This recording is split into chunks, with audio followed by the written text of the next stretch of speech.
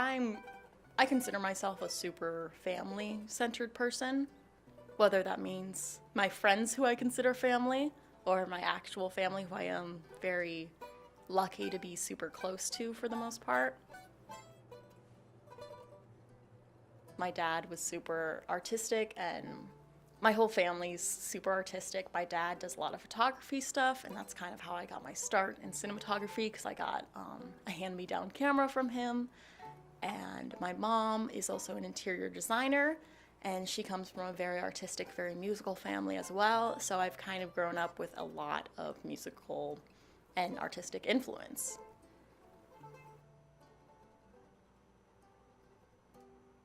I ended up doing some work for my high school when I lived in South Dakota, and I've just kind of been filming everything since then. Like, I made a bunch of little short films and stuff with my friends back in high school, and then that just ended up leading to Columbia. When I ended up moving to Indiana from South Dakota when I was 15, the high school that I ended up moving into had a really cool dual enrollment program with a vocational school, and that included cosmetology school. So then junior year and senior year, I would spend half the day at cosmetology school and the other half of the day at regular high school completing my classes to get my high school degree.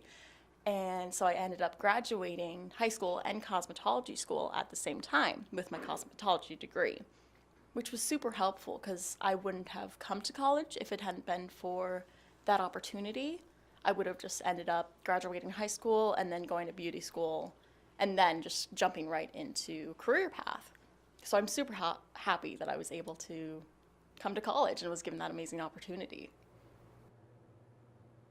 A person's morning routine is a very sacred, personal, incredibly personal part of their lives. It's the very first thing that they do when they wake up, and it sets the tone for the rest of the day. So whether to you that means rolling out of bed and running out, if that's how you like to start your day, like shotgun go, that's great. If that's how you can function, I appreciate that so much. For me, I find that if I spend half an hour, sometimes an hour if I'm feeling extravagant, doing my hair, doing my makeup, putting together an outfit, I find that I feel prepared to go out into the world.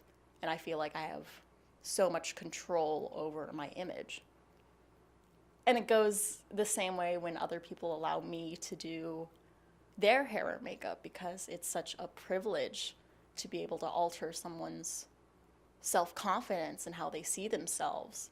Even though hair and makeup are semi-permanent, it's so important.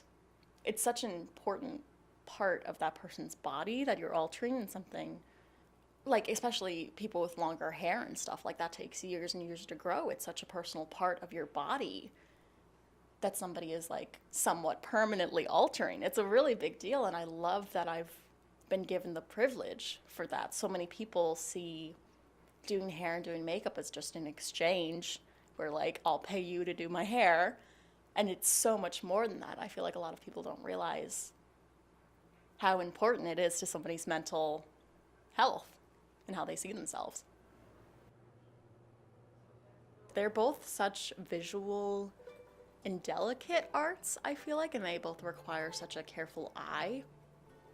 Like when I'm doing someone's hair or something, you know, I have to look at every single strand of their hair basically, and I have to plan, and it's a whole process. And so is cinematography. Like when I'm looking at in the frame of a camera and choosing what I want to go in there, it's just as delicate of a process. And it is empowering both ways, because you're given a lot of control that, especially as a woman, you don't necessarily have in your everyday life.